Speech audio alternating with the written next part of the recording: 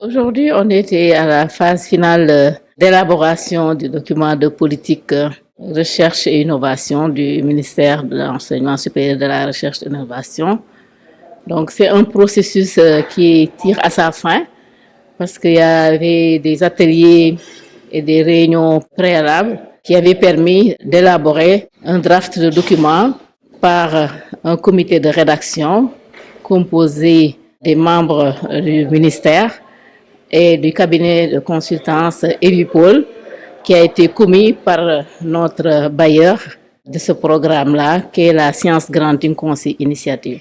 Donc cet atelier nous a permis aujourd'hui de valider dans un premier temps ce document impliquant les ministères sectoriels, les institutions de recherche aussi bien au niveau des universités que des institutions non universitaires dans le secteur privé et public. Les projets de recherche, je peux dire que c'était l'atelier précédent. Donc l'atelier précédent, on avait eu à convier les bénéficiaires du financement de ce programme de EJCI 2. Et il y avait 9 projets de recherche qui avaient été sélectionnés, notamment dans 3 domaines, le domaine de l'agriculture, de la santé et un autre projet mixte qui adressait l'énergie solaire et la santé. Bon, l'état de la santé est mitigé, j'allais dire, mais c'est dans le bon sens. Parce que la qualité de nos chercheurs au niveau international n'est plus à démontrer. Nos institutions de recherche sont organisées, ça aussi c'est une réalité. Mais ce qui faisait un peu défaut et que le ministère est en train de corriger, c'est de disposer de documents de gouvernance et de mise en œuvre des politiques de recherche.